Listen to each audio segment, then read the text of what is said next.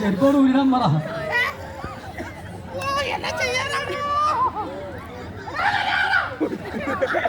അങ്ങനെയല്ല, തിരിച്ച്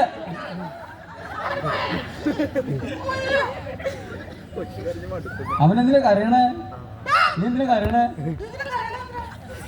കാര്യം പറഞ്ഞിട്ട് അറിയാൻ പറ. അന്ന് സമാധാനിപ്പിക്കും. ഈ മാതിരി സമാധാനിപ്പിക്കേ മിണ്ടിയില്ല. അങ്ങനെയാ വേണ്ടേ? ഒന്ന് താരാട്ട് പണിയല്ലേ? അന്ന് അത് കൊടുക്ക, അപ്പുറത്തെ വശത്ത് കൊടുക്ക്. ഇങ്ങനെ എങ്ങനെയാ പാപ്പം കൊടുക്ക അറിയാണെങ്കിൽ.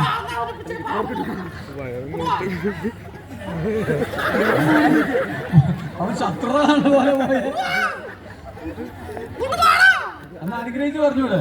ആ എന്നാ അനുഗ്രഹിച്ച് പറഞ്ഞതാണ്. അവന് പാപ്പം വേണ്ടി വേണ്ട.